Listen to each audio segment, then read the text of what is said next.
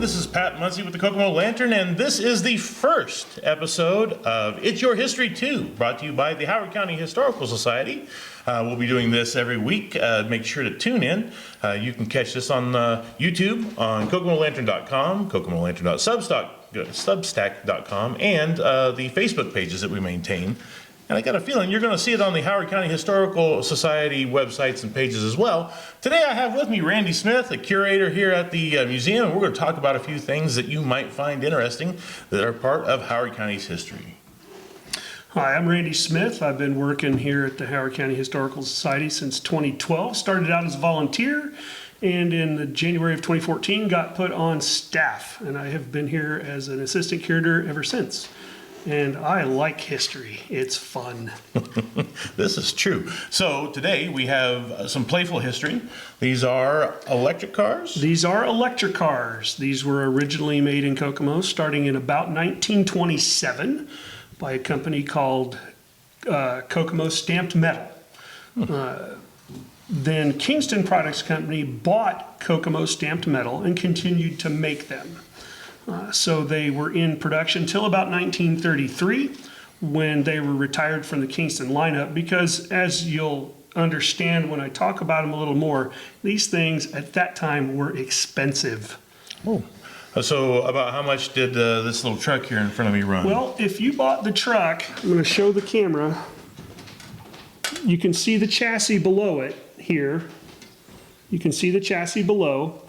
That is what all this stuff would run on. There's more than just the truck, but I'll talk about the truck. If you bought it as one piece with the running chassis, it would cost you $7. That's 1927 to 33, about $7. So it was expensive when you're looking at a loaf of bread costing 5 to 10 cents.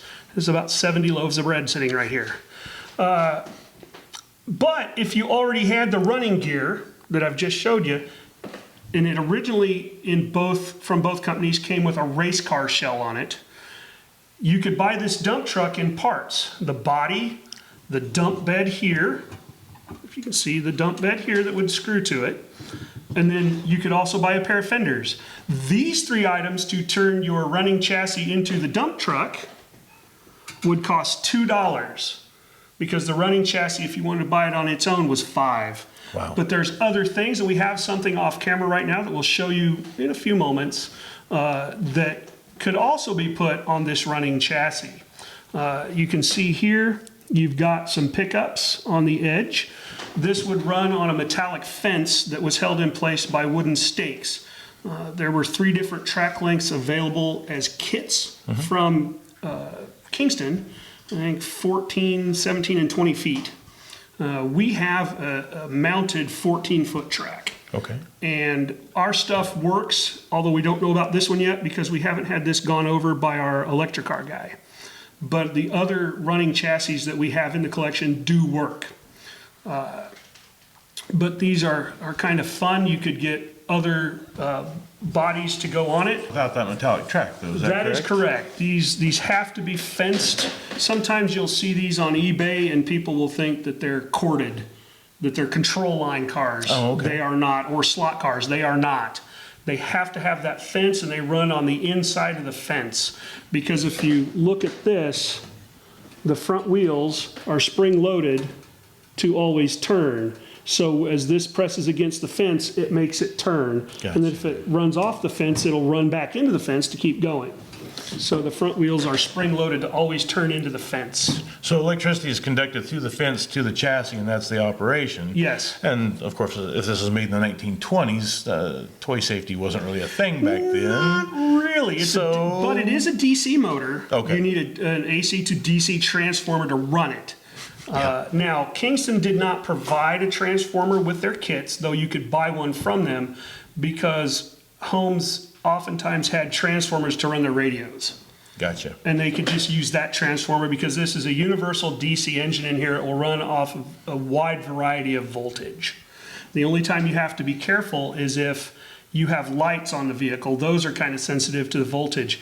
Now these fenders that you see that can go on the truck, there were 2 ways to buy these. You could buy them separate like this. They'd come in one box and you'd have 2. Or you could buy them that they would have a light bar between them that would work.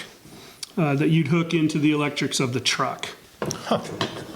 This is the more simple fenders that just screw onto the body here. So do we know how many of these were produced over the life of the line? No, we really don't. They are fairly rare today. They do show up regularly on eBay, and they're generally in the $300 price range for a complete one.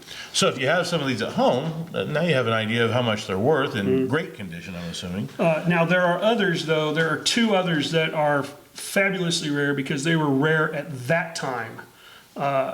If you would talk for a moment, I will go get one of those that is fabulously rare. Gee, okay, we'll talk a little bit. I said, let's just go ahead and take a break. Hook and ladder fire truck was very rare even at the time. This one here was actually made by Kokomo stamped metal. This predates our dump truck, which was made by Kingston. Now this one, when it was brand new, would cost you $12.50. So keep in mind that the dump truck was only $7. This is over $12. So we're not paying rent this early month. 30s money. So if you look at it at 10 cents a loaf for bread, there's 120 loaves of bread sitting here. So that is certainly one of the things that this, in the midst of the Depression, wasn't going to be under Little Johnny's tree. There's another one that we don't have in our collection. It's a Pullman Overland bus, which cost about the same as this. That's a fabulously rare one as well. I've seen one running on YouTube, and I've seen one running at our Mr. Kingston's car show that we have. Oh, so someone here in town has one. There is a person who lives in town who has an almost full collection of my mercy. these toys. Well, that'd be great to talk to him at some point. And why is he such a collector and all those? Yeah. I mean, yeah. But I felt like a little kid when I was looking at his stuff run. I'll bet. But these are really fun toys.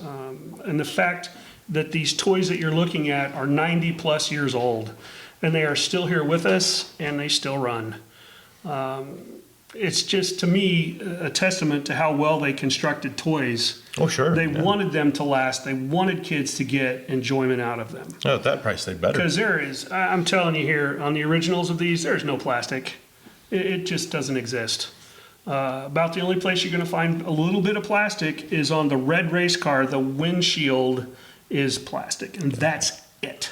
Now, are these the only toys that were really manufactured in Kokomo? No, Kingston Products Company actually put out a rubber band gun as well. Oh. Wait for it, used to be made by Kokomo Stamped Metal Company as well. What's the connection between those two companies?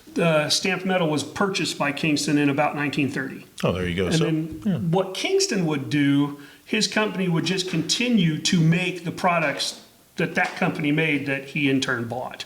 So that's why these were made by the Kingston Products Company, why the rubber band gun, originally made by Stamped Metal, was made by Kingston Products Company as well. And do we count roller skates as a toy? Well, Stamped Metal made roller skates too, and so did Kingston. Kingston continued making roller skates up until the 60s. Wow. So there's a good chance there are people out here that are watching this that have a pair. Yes. Or more. My research, I've been able to find 10 to 12 different names of roller skates. Now, I don't know if it was this name in the 30s and this name in the 50s, Gotcha. but the same roller skate. I don't know that. But I've been able to find 10 to 12 different names of Kingston roller skates over the years.